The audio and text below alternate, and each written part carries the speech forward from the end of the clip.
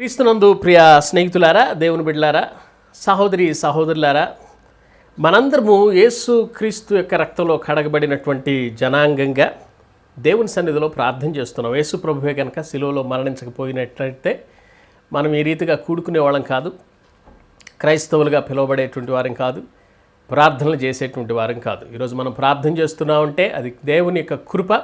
ఈరోజు మనం బ్రతుకున్నామంటే కూడా దేవుని యొక్క కృప. గత 2 సంవత్సరాలుగా మరి ప్రపంచం అంతా కూడా అతలాకుతలం అయినటువంటి సందర్భంలో అనేక మంది మనకు తెలిసినటువంటి వారు మన ముందే, మన కళ్ళ ముందే చనిపోయినటువంటి పరిస్థితి. కానీ దేవుడైతే మనల్ని ఈ స్థితిలో ఇప్పటివరకు బ్రతికించాడంటే దేవునికి ఏదో ఉద్దేశం, ఏదో ఒక పర్పస్ మన పట్ల ఉందని మనం గ్రహించాలి. సో ఈ దినమున నేను మీతో ఏం మాట్లాడాలని చెప్పి ప్రార్థన చేస్తూ ఆలోచిస్తూ ఉన్నాను. గత 2-3 రోజులుగా దేవుడు రీసెంట్గా ఆల్మోస్ట్ ఈ వారంలో నాతో మాట్లాడుతున్నటువంటి విషయాల్ని మీకు బయలుపరచాలని చెప్పి, మీకు తెలియజేయాలని చెప్పి నేను ఆశిస్తూ ఉన్నాను. ఈరోజు నేను మాట్లాడబోయేటువంటి అంశం క్రిస్టియన్ రెస్పాన్సిబిలిటీ, క్రైస్తవుని యొక్క బాధ్యతల మీద నేను మీతో మాట్లాడాలని ఆశిస్తూ ఉన్నాను. బాధ్యతతో పరిపక్వత ప్రారంభం అనేటువంటి విషయాన్ని గురించి నేను మీతో మాట్లాడాలని ఆశపడుతూ ఉన్నాను. అంటే మెచ్యూరిటీ స్టార్ట్స్ విత్ రెస్పాన్సిబిలిటీ. ఒక వాక్యాన్ని చదివి నా యొక్క మాటలు నేను ముందుకు తీసుకువెళ్ళాలని ఆశిస్తూ ఉన్నాను. సంఖ్యాకాండం 11వ అధ్యాయము 17వ వచనం నేను చదువుచున్నాను. సంఖ్యాకాండం 11వ అధ్యాయము 17వ వచనాన్ని చదువుతున్నాను. జాగ్రత్తగా వినండి. నేను దిగి అక్కడ నీతో మాట్లాడేదను, మరియు నీ మీద వచ్చిన ఆత్మలో పాలును వాని మీద ఉంచెదను. ఈ జనుల భారమును నీ ఒంటిగా మోయకుండునట్లు వారు దానిలో ఒక పాలు నీతో కూడా భరింపవలెను. ఇక్కడ మనం ఈ మాటలు ఇంగ్లీష్లో చదివితే bear the burden of the people, not yourself alone అనేటువంటి మాట మనం అక్కడ చూస్తూ ఉన్నాం. Bear the burden of the people, not yourself alone. Okay, నా టాపిక్ని నేను మీతో మాట్లాడటానికి ట్రై చేస్తున్నాను. జాగ్రత్తగా ఆలకించండి. మనం will go back to the Adam and Eve. ఆదాముని అవ్వని దేవుడు సృజించినప్పుడు బాధ్యతను అప్పగించాడు. నేను చదివినటువంటి వాక్యంలోనికి మళ్ళీ మీ దగ్గరికి వస్తాను.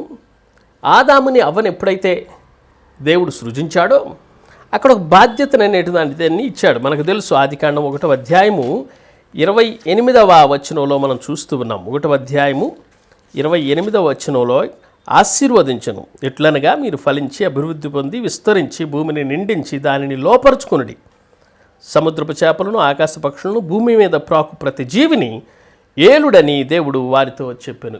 ఏలుడి అని దేవుడు వారితో చెప్పాను. ప్రియ దేవుని బిడ్డలారా, దేవునికి వాక్యాన్ని మనం వింటున్నాం. జాగ్రత్తగా వినండి. ఇక్కడ ఆదాముకి ఇచ్చినటువంటి బాధ్యత ఏంటంటే తన కుటుంబాన్ని, మరి భూమిని కూడా ఏలమని చెప్పినట్లు మనం అక్కడ చూస్తున్నాం. తన కుటుంబాన్ని, భూమిని ఏలమని. అంటే you have to rule or you have to rain, you have to govern with responsibility. బాధ్యతతో ఏలమని చెప్తే మరి ఆదాము అవ్వలు చేసినటువంటి పొరపాటును బట్టి, ఆజ్ఞ అతిక్రమమును బట్టి మరి వాళ్ళకి అధికారాన్ని తీసుకెళ్ళి ఏలాల్సినటువంటి వాళ్ళు సాతానిక చేతులు పెట్టడం ద్వారా సాతానుడు ఈ లోకంలో ఇప్పుడు ప్రస్తుతం భూమిని ఏలుచున్నాడు అని చెప్పి మనం గ్రహించాలి. 1 తిమోతి 3వ అధ్యాయం 4వ వచనంలో మనం చదివితే అక్కడ కూడా మనం చూస్తూ ఉన్నాము, ఎవరైతే సంఘాన్ని నడిపిస్తున్నాడో వాళ్ళు ఏలువారై ఉండాలి. దేన్ని ఏలువారు? కుటుంబాన్ని సరిగా ఏలువారిగా ఉండాలని చెప్పి అక్కడ తెలియజేయబడుతుంది. నేను మీతో మాట్లాడబోయేటువంటిది రెస్పాన్సిబిలిటీ. అంటే how to understand the responsibility.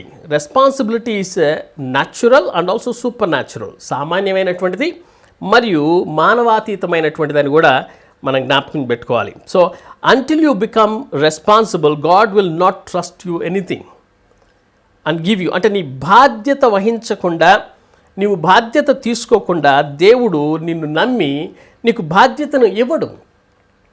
కుటుంబ బాధ్యత కావచ్చు, మరి పరిచర్య బాధ్యత కావచ్చు, లేదా నీకు ఇచ్చినటువంటి బిజినెస్ ఆ బాధ్యత కావచ్చు, లేదా నీకు ఇచ్చినటువంటి కుటుంబం కావచ్చు, నీకున్నటువంటి చదువు కావచ్చు, నీకున్నటువంటి ఏ యొక్క బాధ్యత అయినా ఆ బాధ్యత తీసుకోకుండా ఏది కూడా జరగదు. Life starts with responsibility. అంటే నీవు బాధ్యత తీసుకోవడం ద్వారానే లైఫ్ అనేటువంటిది స్టార్ట్ అవుతుందని మనం గుర్తుపెట్టుకోవాలి. మనం డిక్షనరీలో చూస్తే రెస్పాన్సిబిలిటీని గురించి స్టేట్ ఆఫ్ బీయింగ్ కమిటెడ్. ఒక బాధ్యత తీసుకున్నటువంటి వాళ్ళు బాధ్యత వహించాలి, ఒక నిబద్ధత ఉండాలి, కమిట్మెంట్ అనేటువంటిది ఉండాలి. కమిట్మెంట్ అన్నదానికి pledge to do something in future. రాబోయేటువంటి దినాల్లో మనం చేసేటువంటి కార్యక్రమాన్ని ఈరోజు ఒక ప్లెడ్జ్గా తీసుకొని నిర్వర్తించేటువంటిది బాధ్యత. ఎవరైతే బాధ్యత తీసుకుంటారో వాళ్ళు అకౌంటబుల్ టు సంబడి, వాళ్ళు జవాబుదారిగా కూడా ఉంటారు. ఇప్పుడు నేను చదివినటువంటి వాక్యంలోనికి మీరు వస్తే, మోషే అక్కడ ఉన్నటువంటి పరిస్థితుల్ని మొయ్యలేను ప్రభువా, నన్ను చంపేసి ఇంతమందిని నేను ఎట్లా నడిపించాలి అన్నప్పుడు వారి మామ ద్వారా ఒక ఐడియా వచ్చినప్పుడు అక్కడ అడ్మినిస్ట్రేషన్ అనేటువంటిది స్టార్ట్ అయింది. అక్కడ మనం చదివినటువంటిది ఏంటంటే, దేవుడు ఏం చెప్తున్నాడంటే, నీ జనుల భారమును నీ ఒంటిగా మోయకుండానట్లు వారు దానిలో ఒక పాలు నీతో కూడా భరించవలెను. You have to also take a burden or responsibility, and also you should also assign somebody to carry your burden. లేదా వాళ్ళు కూడా రెస్పాన్సిబుల్గా ఉండి బర్డన్ తీసుకోవాలనేటువంటి విషయాన్ని అక్కడ తెలియజేస్తూ ఉన్నాడు. అంటే భారం అంటే ఇదేదో మొయ్యలేనటువంటి భారం, కఠినమైనటువంటిది, దుఃఖపరచబడేటువంటిది అనేటువంటిది కాదు. ఐగుప్తులో బానిసత్వపు భారం అలాంటిది కాదు. ఇది దేవుని యొక్క పనిలో సహకరించేటువంటి భారాన్ని గురించి ఇక్కడ నేను మాట్లాడుతున్నాను. సందేహింపకుండా సంపూర్తిగా దేవుని మీద ఆధారపడాలనేటువంటిది ఇక్కడ కోరుతూ ఉన్నాడు.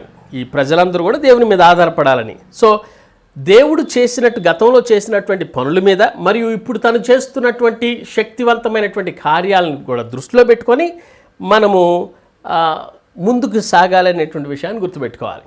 గలతీయులకు రాసిన పత్రిక, మనము సువార్తల్లో పత్రికల్లో చూస్తే భారాన్ని గురించి, రెస్పాన్సిబిలిటీ తీసుకునేటువంటి విషయాల గురించి ఎన్నో విషయాలు ఉన్నాయి.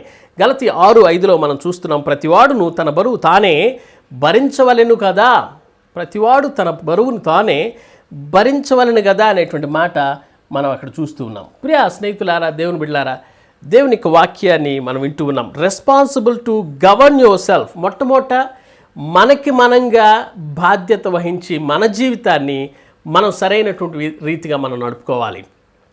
రెండవదిగా ఇతరుల యొక్క భారాన్ని మోయటం, లేకపోతే ఇతరుల పట్ల బాధ్యత వహించటం కూడా మనం చేయాల్సినటువంటిది. చాలా సందర్భాల్లో మన జీవితం మారదు, చాలా సందర్భాల్లో మన జీవితం మీదే మనకు బాధ్యత ఉండదు. అందుకని చాలామంది ఈ జీవితాన్ని నష్టపరుచుకుంటూ ఉంటారు. జీవితం ఇష్టం వచ్చినట్టు వారి యొక్క బ్యాడ్ హ్యాబిట్స్ ద్వారానో, తాగుడు బానిసత్వం ద్వారానో, లేకపోతే అనేకమైనటువంటి దురలవాట్ల ద్వారానో తన యొక్క జీవితాన్ని నాశనం చేసుకుంటూ ఉంటారు. సో కొన్నిసార్లు బంధాలని నాశనం చేసుకుంటూ ఉంటారు. ఒకవేళ చదువుకునేటువంటి వాళ్ళైతే వాళ్ళ చదువుని నాశనం చేసుకుంటూ ఉంటారు. బాధ్యత లేకుండా వ్యవహరిస్తూ ఉంటారు, బాధ్యత రహితంగా ఉంటారు. బాధ్యత కలిగినటువంటి వాళ్ళు వాళ్ళ జీవితాన్ని కట్టుకుంటారనే విషయాన్ని మనం గుర్తుపెట్టుకోవాలి. బాధ్యత కలిగినటువంటి వాళ్ళు ఒక సైన్ ఏంటంటే, దేవునికి బాధ్యత కలిగినటువంటి వారికి ఓకే, నేను నమ్మగలను, నీకు నా పని అప్పగించగలను, నీకు ఒక బాధ్యత ఇవ్వగలను అని వారి మీద దేవుడు నమ్మకం ఉంచగలరు. God can trust you when you discipline yourself అనే విషయాన్ని గుర్తుపెట్టుకోవాలి. Your discipline comes from your responsibility. నీ క్రమశిక్షణ అనేటువంటిది నీవు బాధ్యత వహించిన దాన్ని బట్టి ఉంటుంది నీ జీవితం. నేను జనరల్గా మాట్లాడుతున్నాను. పరిచర్య విషయంలో కావచ్చు, కుటుంబ విషయంలో కావచ్చు, మరి జాబ్ విషయంలో కావచ్చు, ఏ విషయంలో అయినప్పటికీ కూడా మీ బాధ్యతను బట్టే క్రమశిక్షణ అనేటువంటిది ఉంటుందని మనం గుర్తుపెట్టుకోవాలి. Many are not discipline because they are not responsible. చాలామంది డిసిప్లైన్ లేని కారణం చేత వాళ్ళు రెస్పాన్సిబుల్గా లేరనేటువంటి విషయాన్ని మనం చూస్తూ ఉన్నాం. ప్రియ దేవుని బిడ్డలారా, సో నేను మీకు చెప్పేటువంటి ఇంట్రొడక్షన్లో తెలియజేసేటువంటిది ఏంటంటే, మనము బాధ్యత కలిగినటువంటి వారిగా వ్యవహరించినప్పుడే దేవుడు మనల్ని వాడుకుంటాడు అనే విషయాన్ని నేను మీకు తెలియజేస్తున్నాను. అంటే మనము మెచ్యూర్డ్ క్రిస్టియన్స్ అవ్వాలి. మెచ్యూరిటీ అనేటువంటిది రావాలి. బాధ్యత కలిగినటువంటి వారు మాత్రమే మెచ్యూర్ క్రిస్టియన్స్గా అవ్వగలరు. సో ఒక వ్యక్తి పరిపక్వ స్థితిలోకి వచ్చాడు, అభివృద్ధి పొందుతున్నాడు, ఆత్మీయతలో ఎదుగుతున్నాడు అంటే వాళ్ళు బాధ్యతను తీసుకుంటున్నారనేటువంటి విషయం అక్కడ మనం తెలుసుకోవాలి. So all responsibility starts with commitment. Commitment లేకుండా బాధ్యత తీసుకోరు. బాధ్యత తీసుకున్నటువంటి వాళ్ళు కమిట్మెంట్ కలిగి ఉంటారు. సో బోధిస్తే వచ్చేటువంటిది కాదు, లేకపోతే బోధన ద్వారా ఒక బుక్స్ ద్వారా నేర్చుకునేటువంటిది కాదు. సమర్పణ జీవితం అంటే మనము తీసుకుంటే వచ్చేటువంటిదే బాధ్యత. కొంతమంది బోధిస్తారు కానీ పాటించరు. అందుకనే వాళ్ళు బాధ్యత లేనటువంటి వారు కనుక వాళ్ళు చెప్పేటువంటి మాటకి ఏ విధమైనటువంటి విలువ ఉండదు. When you never sacrifice you will never commit to A responsibility. ఒకవేళ నీవు సాక్రిఫిషియల్ జీవితం అనేటువంటిది జీవించకపోతే ఆ బాధ్యత అనేటువంటి దానిలో ఫెయిల్ అయిపోతామని మనం తెలుసుకోవాలి. కొంతమంది వారి జీవితాల్లో సాక్రిఫిషియల్ లైఫ్ అనేటువంటిది ఉండదు. బాధ్యత తీసుకోరు, పెళ్లి చేసుకుంటారు, బాధ్యత కలిగి ఉండరు. కుటుంబం ఉంటుంది కానీ బాధ్యత ఉండదు. స్కూల్కి వెళ్తారు కానీ చదవాలనేటువంటి బాధ్యత ఉండదు. కొంతమందికి బంధాలు ఉంటాయి కానీ ఆ బంధాలని సరైనటువంటి రీతిలో ఉంచుకోవాలనేటువంటి బాధ్యత ఉండదు. సో అలాంటప్పుడు మనము బాధ్యత తీసుకోనటువంటి వారిగా ఉంటే మనం ఈరోజు కరెక్ట్ చేసుకోవాలి. Taking responsibility is not a burden of A load of falsely మనం ఆలోచించకుండా it's become a burden to carry on the work. దేవుని యొక్క సన్నిధిలో, దేవుని యొక్క మాటలు, దేవుని యొక్క సన్నిధిలో జీవించేటువంటి విధానాన్ని మనము భారం కలిగి తీసుకెళ్లాల్సినటువంటి వారమై మనం ఉన్నామని మనం తెలుసుకోవాలి. ఈ జనరేషన్లో చాలామంది ఇర్రెస్పాన్సిబుల్గా ఉంటూ ఉన్నారు. అంటే బాధ్యతారహితంగా ఎందుకుంటున్నారు ఈ తరం వారు అంటే ఒక 2 రీజన్స్ చెప్పి నేను కొన్ని కారణాలు మన యొక్క క్రైస్తవులుగా ఎట్లాంటి బాధ్యతలు వహించాలనే విషయాల గురించి కూడా మీకు తెలియజేయాలని చెప్పి నేను ఆశిస్తూ ఉన్నాను. Number 1, they influenced by the spirit of this age. ఈ యొక్క ప్రస్తుత పరిస్థితుల్లో ఉన్నటువంటి కారణాలు లేకపోతే ఆ పరిస్థితుల యొక్క ప్రభావాన్ని బట్టి బాధ్యతారహితులుగా ఉంటూ ఉన్నారు. ఇప్పుడు చూడండి, కొంతమంది ఒకవేళ యవనస్తులు ఉన్నారనుకోండి, వాళ్ళకి బైక్ కావాలి, తల్లిదండ్రుల దగ్గర నుంచి కానీ లేకపోతే ఫ్రెండ్స్ దగ్గర నుంచి కానీ తీసుకోవాలి. ఒకవేళ ఆ బైక్ మీద ఎవరైనా ఎక్కించుకొని తిరగాలి, జల్సా చేయాలి, సరదాగా తిరగాలి. అవసరమైతే మరి వాళ్ళు ఆ ఆనందాన్ని అనుభవించాలి. తాగటం కావచ్చు, పబ్బులకు వెళ్ళటం కావచ్చు, లైంగికపరమైనటువంటి ఆనందం కావచ్చు, ఇలాంటివన్నీ వాళ్ళు కోరుకుంటారు. కానీ వాళ్ళు పెళ్లి చేసుకునే బాధ్యత వహించరు. కొంతమంది పెళ్లి చేసుకుంటారు, పెళ్లి చేసుకున్న తర్వాత పిల్లల్ని కనటం అది ఒక బాధ్యత, అది తీసుకోవడం అవసరం లేదని చెప్పి పిల్లలే వద్దనుకుంటారు. పిల్లల్ని పెంచడం అనేటువంటిది దేవుడిచ్చినటువంటి ఒక వరం, దేవుడిచ్చినటువంటి ఒక కళ, దేవుడిచ్చినటువంటి ఆ యొక్క వరాల్ని లేకపోతే ఆ యొక్క గిఫ్ట్ని పెంచాల్సినటువంటి బాధ్యత ఉంది. ఆయన కోసమే పెంచాలి. మన పిల్లలు అయినప్పటికీ కూడా వాళ్ళని సరైనటువంటి భయభక్తుల్లో పెంచాల్సినటువంటి బాధ్యత తీసుకోవాలి. అలా తీసుకోరు కొంతమంది. ఎందుకంటే బాధ్యత తీసుకోవడం ఎందుకు, పిల్లల్ని ఎందుకు కనాలి, పిల్లలకు ఎందుకు ఆస్తిపోతలు రాసివ్వాలి, నేను ఎందుకు కష్టపడి పని చేయాలి అని చెప్పి వాళ్ళు బాధ్యత తీసుకోరు. So they want to just enjoy but they don't want to take any responsibility అనేటువంటిది వాళ్ళ యొక్క పరిస్థితులు గుండా వెళుతూ ఉంటారు. So they demand rights, they don't take responsibility. ప్రస్తుతం మన భారతదేశంలో ఉమెన్ రైట్స్ ఉన్నాయి, వాళ్ళు డిమాండ్ చేస్తారు. మెన్స్ రైట్స్ ఉన్నాయి, డిమాండ్ చేస్తూ ఉంటారు. దేనికైనా కానీ మనకి లా ఉంది, రైట్స్ ఉన్నాయి మనకి అనేటువంటి డిమాండ్ చేస్తూ ఉంటారు. చిల్డ్రన్ రైట్స్ ఉన్నాయి. రీసెంట్గా వాట్సాప్లో మీరు కూడా చూసే ఉంటారు, మరి సుప్రీంకోర్టు పురుషులకు కూడా ఇక గృహహింస చట్టం కింద కేసు బుక్ చేయొచ్చు అనేసరికి ఒక అతను డ్యాన్స్ చేస్తుంటే బాగా తాగి దాన్ని అటాచ్ చేసి సో పురుషులకు కూడా ఆనందం అనేటువంటి దాన్ని తెలియజేసినట్లు మనం చూసాం. అంటే డిమాండ్స్ అనేటువంటి ఉండటం ద్వారా బాధ్యత వహించటాల. కొంతమందికి డబ్బు అంతా సంపాదించి పెడతారు తల్లిదండ్రులు, బాధ్యత వహించరు వారి జీవితంలో. బిల్ గేట్స్ చాలా ఆస్తిపరుడు, అయినా ఇప్పటికి కూడా పని చేస్తాడు. ఆయన బాధ్యత కలిగినటువంటి వాళ్ళు పని చేస్తారు, ఒళ్ళు వంచుతారు, జాబ్కి వెళ్తారు. కొంతమంది జాబ్స్కి వెళ్ళరు, తల్లిదండ్రులను పట్టించుకోరు, బాధ్యతారహితంగా ఉంటారు. ప్రియ స్నేహితులారా, దేవుని బిడ్డలారా, ప్రియ సహోదరి సహోదరులారా, ఈరోజు నేను చెప్పేటువంటి విషయం ఏంటంటే క్రైస్తవులుగా కూడా మనము బాధ్యత వహించేటువంటి వారిగా ఉండాలని దేవుడు కోరుకుంటున్నాడు. బాధ్యత వహిస్తేనే మనం పరిపక్వ స్థితికి వెళతామనేటువంటి విషయాన్ని నేను మీకు ఈరోజు తెలియజేస్తున్నాను. రెండవ రీజన్ ఏంటంటే దే బ్లేమ్ ఆల్వేస్ అదర్స్. ఇతరులను ఎప్పుడూ నిందిస్తూ ఉంటారు. మా నాన్నగారు అట్లా ఉన్నారు, మా అమ్మగారు అట్లా ఉన్నారు, మా సహోదరులు అట్లా ఉన్నారు, అందుకనే వాళ్ళ వల్ల నేను ఇట్లా తయారయ్యాను అని చెప్పి వాళ్ళ బ్యాక్గ్రౌండ్ బట్టి వాళ్ళు మాట్లాడుతూ ఉంటారు. బాధ్యత తీసుకోనటువంటి వాళ్ళు చేసేటువంటిది. క్రీస్తు మన కోసం బాధ్యత తీసుకున్నాడు. ఆయన మనల్ని ప్రేమించాడు. ఆయన మన కోసం తన ప్రాణాన్ని ఇచ్చాడు. ఆయన శిలువ పైన మరణించాడు. తన రక్తాన్ని కార్చాడు. మనల్ని కొన్నాడు. మనం ఆయన సొత్తు అని చెప్పి తెలియజేశాడు. ఎన్నో వాగ్దానాలు ఇచ్చాడు. ఆయన మన పట్ల బాధ్యత లేకపోతే ఆయన మన కోసం మరణించేవాడు కాదు. ఆయన మనల్ని ప్రేమించకపోతే, ఆయన మన పిల్లలుగా మనల్ని దత్తత తీసుకొని ఆయన మనకి పరలోకమైనటువంటి ఆ గొప్ప నిరీక్షణను ఇవ్వకపోతే ఆయన బాధ్యత వహించేవాడు కాదు.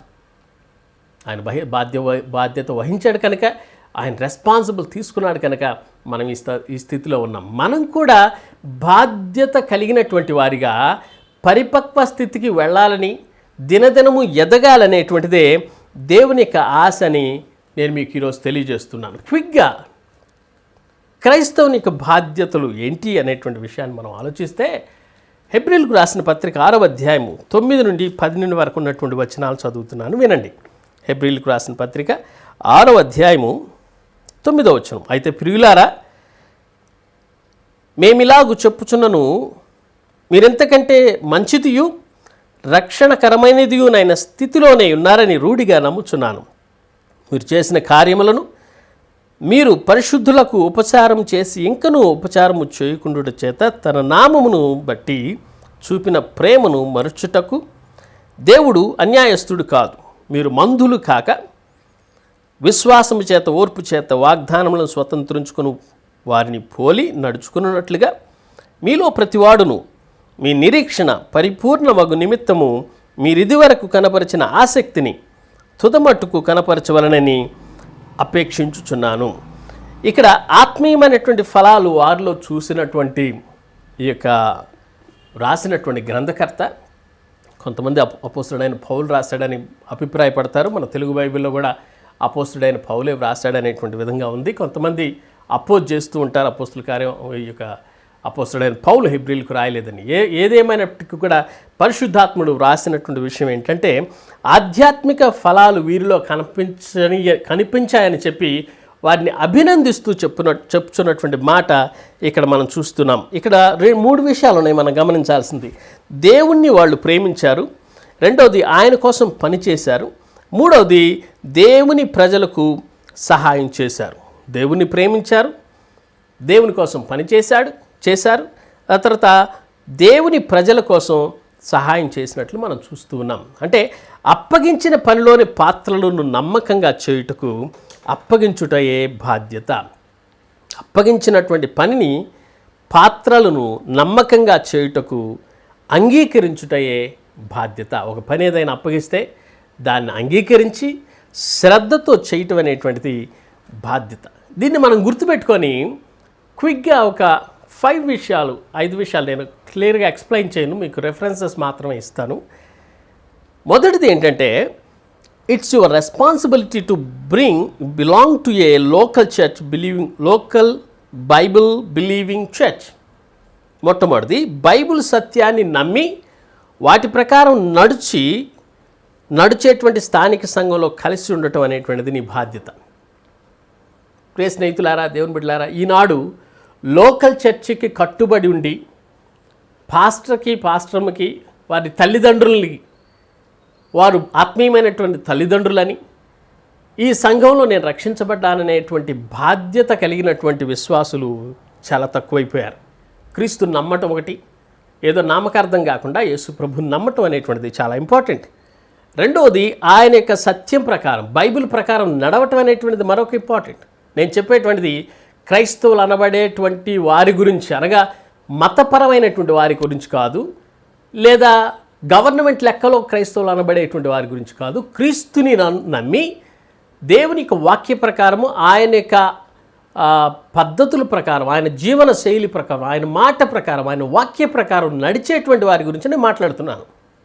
సో ఆయన మాటలు నమ్మి విశ్వసించి వాటి ప్రకారం నడుచుకునేటువంటి వారు స్థానిక సంఘంలో ఉండేటువంటి బాధ్యత కలిగి ఉండాలి. చాలా చోట్లకు వెళ్ళొచ్చు, బహుశా వాక్యాన్ని వినొచ్చు, నాలాంటి వాళ్ళు చెప్పేటువంటి వాక్యాలు కూడా మీరు వినొచ్చు. కానీ సంఘానికి స్థానిక సంఘానికి కట్టుబడి ఉండాల్సినటువంటి బాధ్యత కూడా ప్రతి విశ్వాసి కలిగి ఉండాలి. సంఘంలో కొంతమంది ఈ విధంగా అంటారు, can I be a Christian without joining the church? సంఘంలో చేర్చబడకుండా, సహవాసంలో చేరకుండా క్రైస్తవుడిగా ఉండొచ్చా? ప్రస్తుత కరోనా పరిస్థితులను బట్టి చాలామందికి జూమ్ మీటింగ్లు లేకపోతే ఆన్లైన్లో సర్వీసులు చూడటం, సంఘానికి వెళ్లకుండా ఇళ్లలోనే కూర్చొని హాయిగా వినటం అలవాటైపోయింది, అక్కడే ప్రార్థన చేయటం అలవాటైపోయింది. ప్రస్తుత పరిస్థితులను బట్టి మరి మనం కూడా వెళ్ళాల్సినటువంటి పరిస్థితులు కావు. కానీ మరి చాలాసార్లు అసలు సంఘానికే వెళ్లకుండా ఉండేటువంటి వాళ్ళు ఉంటారు. అదేం డినామినేషన్ అండి, ఇదేం డినామినేషన్, పెంతెకోస్తు ఏంటి, లూథరన్ ఏంటి, మరి బ్యాప్టిస్ట్ ఏంటి, సిఎస్ఐ ఏంటి, మరి కాథలిక్ ఏంటి, ఇన్ని డినామినేషన్స్ ఏంటి, ఇన్ని కన్ఫ్యూషన్స్ ఏంటి, ఎక్కడికి వెళ్ళాలి, ఎందుకులే గొడవ వచ్చింది, ఎందుకు వచ్చిన గొడవ, ఇంట్లో కూర్చొని టీవీ చూసుకుంటూ హాయిగా నాకు ఇష్టం వచ్చినట్టు మెసేజ్ పెట్టుకొని నేనుంటాను అనుకునేటువంటి వాళ్ళు లేకపోలేదు. ప్రియా సంఘమా, దేవుని బిడ్డలారా, నో, గురువు లేని విద్య గుడ్డి విద్య అన్నారు. సహవాసంలో ఉండాలని దేవుని వాక్యం తెలియజేస్తుంది. ఎబ్రీ పత్రిక 2:12 ఎఫెసీ పత్రిక 5:25 చదువుకోండి. వీటిలో మనకు అర్థమవుతుంది సంఘానికి కట్టుబడి ఉండాల్సినటువంటి బాధ్యత ప్రతి విశ్వాసికి ఉన్నది. రెండవది, it's your responsibility to faithfully support the ministry of your local church. నీకు స్థానిక సంఘానికి నమ్మకంగా కానుకలు ఇవ్వడం కూడా నీ బాధ్యత. సంఘాన్ని, నీ యొక్క స్థానిక సంఘాన్ని మరిచి స్థానిక సంఘాన్ని విమర్శిస్తూ స్థానిక సంఘం నుంచి దూరంగా వెళ్ళిపోకుండా స్థానిక సంఘంతో కట్టుబడి ఉండి దేవునికి మందిరానికి ఇవ్వవలసినటువంటివి తప్పకుండా ఇవ్వాలి. నీ జీవితాన్ని ఇవ్వాలి. మొట్టమొదటి రెస్పాన్సిబిలిటీ జీవితాన్ని ఇస్తే బైబిల్ ప్రకారం నడవాలి. రెండవది, జీవితంతో పాటు నీకొచ్చినటువంటి రాబడి అంతట్లో దేవునికి ఇవ్వాలి. ఈ వాక్యాలు చదువుకుని మలాకి 3:10, 1 కొరింథీ 16:2, 2 కొరింథీ 9:6-8 వరకు మనం ఈ వాక్యాలు చదివితే దేవునికి సన్నిధిని మనం నెగ్లెక్ట్ చేయకూడదు.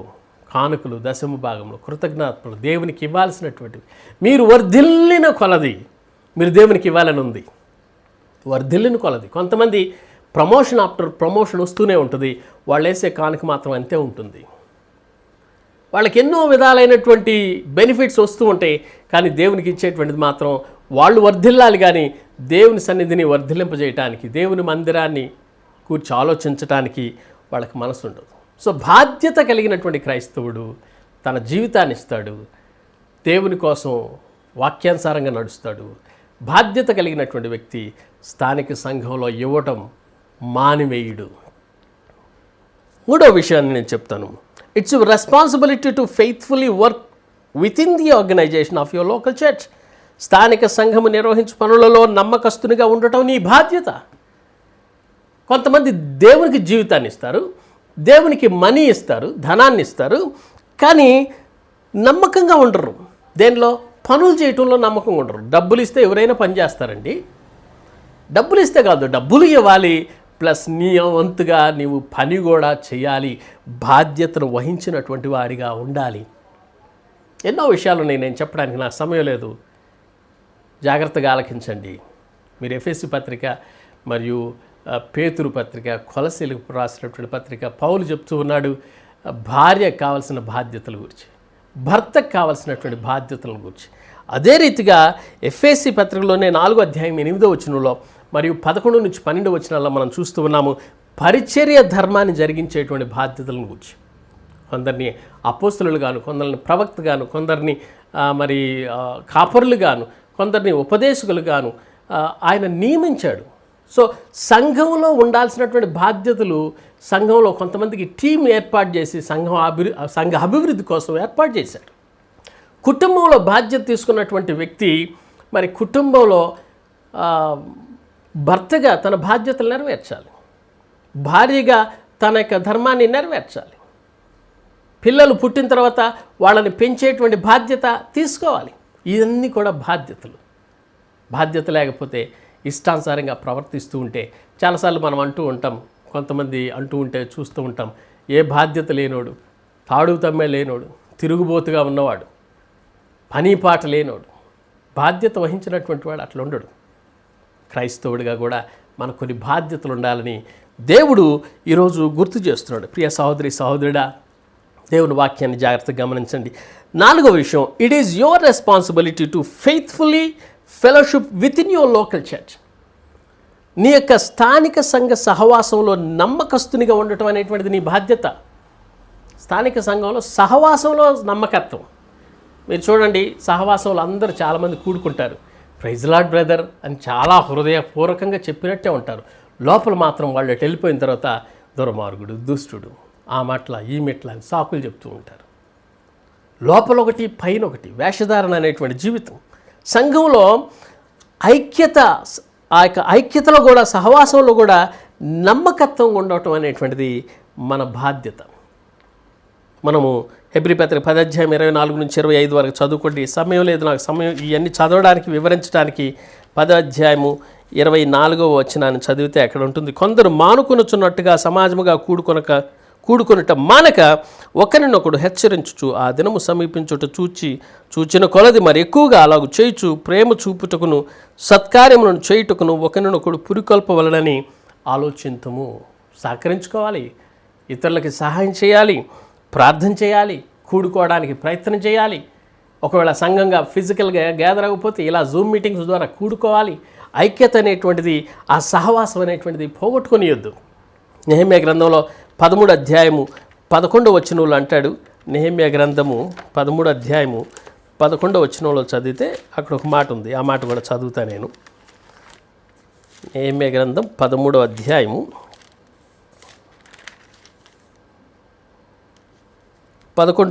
నేను అధిపతులతో పోరాడి దేవుని మందిరమును ఎందుకు లక్ష్య పెట్టలేదని అడిగి వారిని సమకూర్చి తమ స్థలములలో ఉంచి తిని.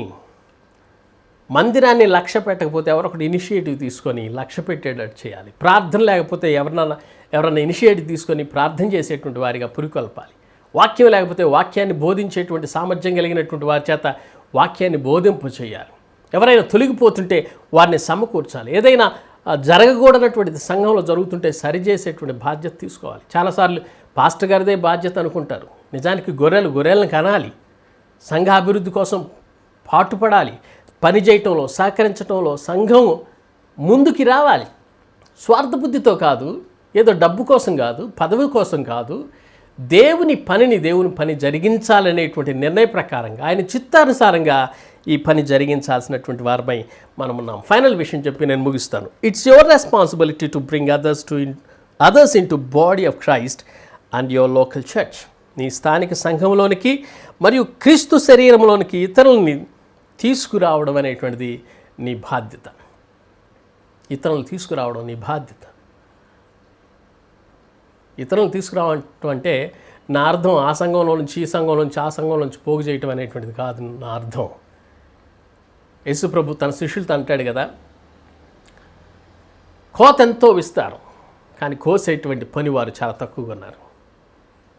మనకి సువార్త అందించబడి 2000 సంవత్సరాలు. రీసెంట్గా నేను అపోస్తుడైన తోమాను గురించి మాట్లాడాను మా సంఘంలో. రీసెంట్గా మనము మరి నేషనల్ క్రిస్టియన్ డే జరుపుకున్నప్పుడు నేను మాట్లాడాను.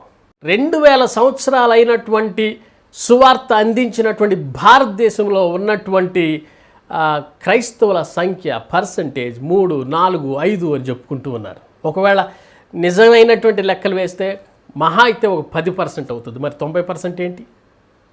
పొలము కాదా? కోత విస్తారం కాదా? పని వాళ్ళు కొదువుగా లేరా? చాలాసార్లు వ్యంగ్యంగా అంటూ ఉంటారు, వీధికి ఒక పాస్టర్ ఉన్నాడని. నేను అంటాను, ప్రతి విశ్వాసి ఒక పాస్టర్ అయినా కానీ ఇంకా మన దేశానికి సరిపోదు. అందరూ పాస్టర్లాగా పనిచేయాలి. అందరూ గొర్రెలను కనాలి, భారం కలిగి సువార్త పరిచర్య జరిగించాలి. రాంగ్ మోటివ్ కోసం కాదు, ప్రభు పరిచర్య విస్తరించడం కోసం. ఒక పాట మీకు తెలిసే ఉండొచ్చు బహుశా, కోతెంతో విస్తారము కోసెడి పని వారు కొదువుగా, కోతెంతో విస్తారము కోసెడి పని వారు కొదువుగా, పొలములో పని చేయుటకు వస్తావా, నీవు వస్తావా? నీ పనికి జీతమున్నది, బహుమానమున్నది, కిరీటమున్నది. దైవజనులు కావాలి కావాలి. ఈ పాట వింటుంటే ఇంకా 2 చరణాలు ఉన్నాయి. ఈ పాట వింటుంటే కొన్నిసార్లు రోమాలు నిక్కబడుస్తాయి. పరిచర్యను గుర్చినటువంటి భారం ప్రతి ఒక్కరికి రావాలి. విశ్వాసులు లేవాలి, కోత కోసేటువంటి వాళ్ళు రావాలి, ప్రార్థన చేసేటువంటి వాళ్ళు లేవాలి, రోదన చేసేటువంటి స్త్రీలను పిలువనంపడన్నటువంటి వాక్య ప్రకారంగా కన్నీళ్లు గార్చి ప్రార్థన చేసేటువంటి స్త్రీలు లేవాలి. భారం కలిగి పరిచర్య చేసేటువంటి పాస్టర్లు బయటికి రావాలి. ఎంతోమంది పాస్టర్స్ చనిపోయారు ఈ పాండమిక్లో. ఒక పాస్టర్ తయారవడం కోసం ఎన్నో సంవత్సరాలు ట్రైనింగ్ అయిన తర్వాత భారం కలిగి సేవ చేసేటువంటి వాళ్ళు, ట్రైనింగ్ అయినటువంటి వాళ్ళలో సగం మంది బయటకు వచ్చి సగం మంది చర్చెస్ కడితే వాళ్ళల్లో సగం మంది చనిపోతే ఉన్న సగం మంది ఏం పని చేస్తారండి? దేవుని రాకడ త్వరగా ఉంది. మనం మన సుఖభోగాల కోసం మన గృహాల్లో కూర్చొని ప్రార్థన లేకుండా, వాక్యం లేకుండా, పరిచర్య భారం లేకుండా, సహవాసం అనేటువంటిది కలుసుకోకుండా, నిమ్మకి నీరెత్తినట్టుగా కోల్డ్ లైఫ్లో ఉంటూ మనం సుఖంగా ఉన్నామని అనుకుంటే నశించిపోచున్నటువంటి ఆత్మల పట్ల భారం ఎట్లా వస్తుంది? అగ్నిలోకి నెట్టబడుచున్నటువంటి ఆత్మలను అగ్నిలో నుండి లాగినట్టు ఎవరు లాగి రక్షిస్తారు? నీవు నేను భారం కలిగి ప్రార్థన చేయాలి పనివారి కోసం. అవసరమైతే నిన్ను పనివాడిగా దేవుడు పిలుస్తూ ఉంటే బయటికి రా, రిజైన్ చేయి, దేవుని సన్నిధిలో సేవకుడిగా నిలబడు. ప్రజలు ఎన్నో అంటారు, అబ్బో బోధకుడు వచ్చాడండి, బోధకుడు అయ్యాడండి. ఏదన్నా ప్రజలు ఏదో ఒక విమర్శిస్తూనే ఉంటారండి. ప్రార్థన చేస్తే అబ్బో పెద్ద భక్తుడు ప్రార్థన చేస్తున్నాడు అంటారు. వాక్యం చెప్తుంటే అబ్బో పెద్ద నీకే వాక్యం తెలుసా అంటారు. దేవుల్లో ఉంటే ఎవరైనా విమర్శిస్తాడు. అదే ఒక సిగరెట్ పెట్టి ఎక్కువ తాగండి, నాకంటే ఎక్కువ తాగుతున్నావురా అని అప్రిషియేట్ చేస్తూ ఉంటాడు. అక్రమ సంబంధం ఉంటే చూడండి, ఇద్దరిని మెయింటైన్ చేస్తున్నావా అని ఎంకరేజ్ చేస్తాడు, అదేదో మంచి పని చేసినట్టు. మందు బాటలు ఇంకెక్కువ తాగేవాడిని చూసి 2-3 పెగ్గులు వేసుకునేవాడిని చూసి పర్లేదే, స్ట్రాంగే, ఇదేదో ఘనకార్యం చేసినట్టు అప్రిషియేట్ చేస్తా. అది లోకం. నువ్వు మంచి పని చేస్తే అప్రిషియేట్ చేయరు, నువ్వు మారు మనసు పొందితే అప్రిషియేట్ చేయరు. నీ దేవుల్లో ఎదుగుతుంటే దెయ్యానికి ఇష్టం లేదు. సాతానుడు ఎప్పుడు కూడా నిన్ను క్రిందకి లాగుతూ ఉంటాడు, ఎప్పుడు కూడా నిన్ను శోధనలో పడేయాలని ప్రయత్నం చేస్తూనే ఉంటాడు. రీసెంట్గా అమెజాన్ ఫౌండర్ స్పేస్లోకి వెళ్ళి వచ్చాడు. 106 కిలోమీటర్లు స్పేస్లోకి వెళ్ళారు. మీకు అందరికీ తెలుసు న్యూస్. 106 కిలోమీటర్లు వెళ్ళిన తర్వాత 100 కిలోమీటర్ల తర్వాత గ్రావిటీ ఫోర్స్ అనేటువంటిది లేకుండా ఉంటుంది. 3 నిమిషాలు వాళ్ళు బెల్ట్లు తీసేసి హాయిగా బంతుల్లాగా లోపల తిరగొచ్చు, ఆ యొక్క స్పేస్లో ఉన్నటువంటి ఆ ఆనందాన్ని పొందొచ్చు. ఆ 3 నిమిషాల తర్వాత మళ్ళీ బెల్ట్లు పెట్టుకొని మళ్ళీ క్రిందకి దిగుతుంది అని చెప్పారు. 100 కిలోమీటర్ల తర్వాత ఈ భూలోకపు గ్రావిటీ అనేటువంటి పవర్ ఉండదట. బహుశా నేను అంటాను, దేవునికి దగ్గరైపోయి 100 కిలోమీటర్ల అంత దూరంలో మనం దేవునికి దగ్గర అయిపోతే మనం ఈ లోకం ఆకర్షించబడేటువంటి ఆ శోధనలు, ఈ లోకం ఆకర్షించబడేటువంటి ఆ యొక్క లోకపరమైనటువంటి ఆశలు, వాటిని ఎదిరించి వాటి మీద మనం జయ జీవితం పొంది దేవునికి దగ్గరగా ఉండి ఆయనతో సంబంధం కలిగి ఉంటామేమో. అంత 100 కిలోమీటర్ల దూరంలో దేవునికి దగ్గరగా అయిపోతే అప్పుడు సాతానికి దూరంగా అయిపోతాం. ఎప్పుడు వస్తుంది మనకు భారం ప్రార్థన చేయకపోతే? ఎప్పుడు వస్తుంది మనకి సరైనటువంటి రైచియస్ఫుల్ లైఫ్ అనేటువంటి నీతి జీవితం ఎప్పుడు వస్తుంది బైబిల్ చదవకపోతే? నీవు బాధ్యత వహించి నీ పిల్లల్ని సరైన భయభక్తుల్లో పెంచకపోతే ఎప్పుడు నీకు ఇంకా బాధ్యత వస్తుంది? స్థానిక సంఘంలో సహకరించకపోతే, ప్రేమ కలిగి ఉండకపోతే, సహవాసంలో ఉండకపోతే, ఆత్మలను సంపాదించకపోతే, ఎవరికైనా సాక్షిగా నీవు బ్రతకకపోతే, దేవుని వాక్య ప్రకారంగా జీవించకపోతే ఆ బాధ్యత అనేటువంటిది ఎప్పుడు వస్తుంది? డాక్టర్ జఫ్రీ అనేటువంటి ఒక ఆయన ఈ విధంగా అన్నాడు, ఫలించు ప్రతి విశ్వాసి సువార్త ఒక బాధ్యతని గుర్తెరిగి సవాలుతో సిద్ధపడి ఉండాలి. ఒక వ్యక్తి ఉన్నత విధానము తన సుఖజీవన వ్యక్తిత్వమో కాదు, కానీ ఒక వ్యక్తి యొక్క ఉన్నత విధానమో లేకపోతే తన యొక్క సుఖజీవన విధానమో వ్యక్తిత్వమో కాదు, కానీ విధేయత చూపువారే బాధ్యత కలిగిన విశ్వాసులు. So main thing is, if you want to have a responsibility, you should obey to him, obey to God's word, obey to God. దేవునికి విధేయత చూపించు, దేవుని వాక్యానికి విధేయత చూపించు, ఆ వాక్య ప్రకారంగా నడువు. అది నడవటం ద్వారా నువ్వు క్రమముగా ఒక మెట్టు ఎదగడానికి దేవుడు సహాయం చేస్తాడని నేను తెలియజేస్తున్నాను. బాధ్యతను గుర్తెరగని వారు కుంటి సాకులు చెప్పి తప్పించుకుంటారు, లేదా తమలో తాము బలహీనులని న్యూనతా భావం కలిగి ఉంటారు. బాధ్యత లేనటువంటి వారు, గుర్తెరగనటువంటి వారు కుంటి సాకులు చెప్తారు. మోషే ఎన్నో కుంటి సాకులు చెప్పాడు దేవుడు పిలుస్తూ ఉంటే. ఈరోజు దేవుడు నిన్ను పిలుస్తూ ఉంటే కుంటి సాకులు చెప్తున్నావా? పాస్టర్ గారు ఏదైనా పని చెప్తుంటే కుంటి సాకులు చెప్తున్నావా? సంఘంలో ఏదైనా పని చేయాలంటే కుంటి సాకులు చెప్తున్నావా? కుంటి సాకులు చెప్పడం కంటే కూడా మనం ముందుకు అడుగు వేయటం మంచిది. కొంతమంది ఏంటంటే, నాకు చదువు రాదుగా, నాకు పాటలు రావుగా, నేను వాక్యం చెప్పలేనుగా, నాకు సాక్ష్యం లేదుగా, నేను ఇట్లా నేను ఇంతే అనేటువంటి న్యూనతా భావం కలిగి ఉండి దేవునికి ఏ పని చేయకుండా సోమరులు అయిపోతూ ఉంటారు. ప్రియ స్నేహితులారా, దేవుని బిడ్డలారా, ప్రార్థన చేస్తే భారం వస్తుంది. భారం వస్తే బాధ్యత తీసుకుంటావు. బాధ్యత తీసుకున్నటువంటి వాళ్ళు విధేయత చూపిస్తారు.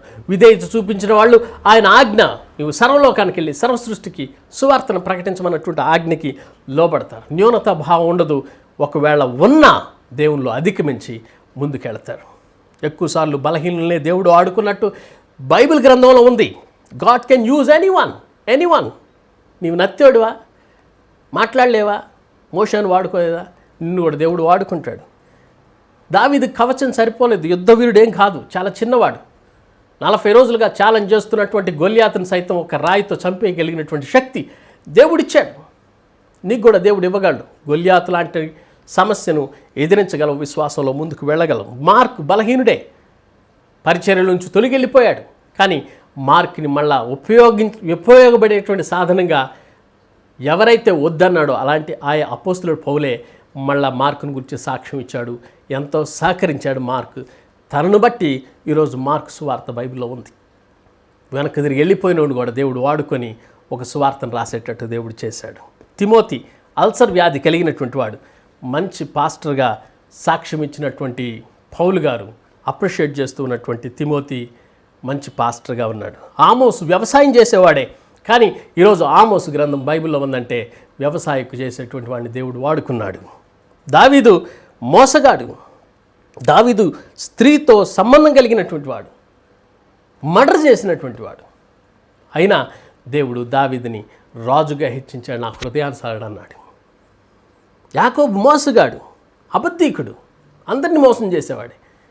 కానీ దేవునితో ఎప్పుడైతే పెనుగులాడాడో ప్రార్థనలో, ఎప్పుడైతే దేవునికి ఆశీర్వాదాలు పొందాడో, యాకోబు కాదు ఇశ్రాయేల్ అని పేరు మార్చేశారు. ఈరోజు ఆ ఇజ్రాయేల్ అనే పేరుతో ఒక దేశమే ఉంది. మోసగాడిని కూడా దేవుడు వాడుకొని ఒక దేశాన్ని సృష్టించగలిగిన పరిస్థితి తీసుకొచ్చాడు. సొలొమోను బహుధనవంతుడు, దేవుడు వాడుకోగలిగాడు. ఎంతో జ్ఞానాన్ని ఇచ్చి జ్ఞాన సూక్తులు రాయడానికి, బైబిల్లో ఉంచడానికి దేవుడు సహాయం చేశాడు. అబ్రహాం బహువృద్ధుడు, నోవాహు వృద్ధుడు, ముసలితనంలో కూడా దేవుడు వాడుకున్నాడు. రిటైర్డ్ అయిన తర్వాత కూడా దేవుడు నిన్ను వాడుకుంటాడు. నడవలేని పరిస్థితుల్లో కూడా నేను వాడుకుంటాడు. నీ బలహీనత ఏదైనా, ఏ కుంటి సాకు చెప్పినా ఆ కుంటి సాకులో కూడా దేవుడు నిన్ను వాడుకోవాలని ఆశ కలిగి ఉన్నాడు. ఒక పాస్టర్లనే కాదు దేవుడు వాడుకునేది, ప్రతి విశ్వాసిని దేవుడు వాడుకోవాలని ఆశిస్తూ ఉన్నాడు. నీవు అవైలబుల్గా ఉంటే. పేతురు మరణం అంటే భయస్థుడు, కానీ దేవుడు అద్భుతంగా వాడుకున్నాడు. నయోమి ఒక విధవరాలు, దేవుడు వాడుకున్నాడు. ఇలా లిస్ట్ చెప్పుకుంటూ పోతే ఇంకా 10 నిమిషాలు 20 నిమిషాలు అయినా పోతుంది నాకు. But I want to conclude here by saying one conclusion thing. నీవు బాధ్యత కలిగినటువంటి విశ్వాసిగా దేవుని ఎదుట ఆయన చిత్తాన్ని నెరవేర్చడానికి స్థానిక సంఘంలో బాధ్యత కలిగిన వ్యక్తిగా ఉండి ప్రభురాజ్య వ్యాప్తి కొరకు నువ్వు పాటుపడుచున్నావా? ఒకవేళ బహుశా నా చేత ఈరోజు దేవుడు మాట్లాడిస్తున్నాడేమో. పెడచెవిని పెట్టి నాకు కాదులే, ఫలానా వాళ్ళకి లే ఇది అనుకోకుండా దేవుడు నీతోనే మాట్లాడుతున్నాడని గుర్తుపెట్టుకో. స్పందించు. దేవుడు మాట్లాడేటువంటి మాటకి నీవు స్పందించి ప్రభువా, నా జీవితంలో ఈరోజు నుంచి ఒక బాధ్యత కలిగినటువంటి వ్యక్తిగా నీ పరిచర్యలో ముందుకు సాగాలని ఆశిస్తున్నాను. బాధ్యత కలిగిన వ్యక్తిగా కుటుంబంలో నేను కుటుంబాన్ని చూసుకోవాలని తీర్మానం తీసుకుంటున్నాను. బాధ్యత కలిగిన వ్యక్తిగా నా పిల్లల్ని సరైన రీతిలో పెంచాలని నేను తీర్మానం చేసుకుంటున్నాను. బాధ్యత కలిగిన వ్యక్తిగా నా జీవితంలో నేను సమర్పించుకొని మారు మనసు పొంది నీకు ఇష్టమైనటువంటి జీవితాన్ని జీవించడానికి మరణించే వరకు కూడా నమ్మకంగా ఉండటానికి నేను తీర్మానం చేసుకుంటున్నానని ఒక చిన్న మాట దేవునితో చెప్తే దేవుడు నీకు సహాయం చేస్తాడు. నీ బలహీనతలో కూడా చేతిని పట్టుకొని అద్భుత రీతిగా బాధ్యతను అప్పగించి నువ్వు చేయలేననుకున్నటువంటిది దేవుడు చేయించి సాధింపజేసి విజయాన్ని నీ జీవితంలో అనుగ్రహిస్తాడని నేను తెలియజేస్తూ ఈ మాటలు ముగిస్తున్నాను. చిన్న ప్రార్థన చేస్తాను, దయచేసి తలలో ఉంచండి. దేవా, మీకు స్తోత్రం ప్రభువా, మీకు వందనాలు చెల్లిస్తున్నాను తండ్రి. ప్రభువా, మీకు స్తోత్రం. పరిశుద్ధుడా, ప్రేమ కలిగిన మా తండ్రి, నాయన నన్ను మరుగుపరిచి మీరు మాట్లాడిన విధానానికి మీకు స్తోత్రం. బాధ్యత లేనటువంటి వారిగా కాక ప్రభువా, నాయన మీరు ఇచ్చినటువంటి ఆజ్ఞానుసారంగా మేము ముందుకు సాగటానికి బాధ్యత కలిగినటువంటి వారిగా మా యొక్క కుటుంబంలోను, మా యొక్క బాధ్యతల్లోనూ, పరిచర్యలోను, సంఘంలోను, సమాజంలోను బాధ్యత కలిగినటువంటి వారిగా వ్యవహరించడానికి మీ సహాయం దయచేసి నడిపించండి. ప్రార్థనాపరులను లేవనెత్తండి. అనేక మందికి ప్రభువా ఉపయోగకరంగా, దీవెనకరంగా మా జీవితాలు ఉండడానికి మీ సహాయం దయచేసి నడిపించమని ప్రార్థన చేస్తూ ఈ మనవులు మా ప్రభు నీ ప్రియకుమారుడైన యేసుక్రీస్తు నామం పెట్టి అడిగి వేడుకొంచున్నాను తండ్రి. ఆమేన్.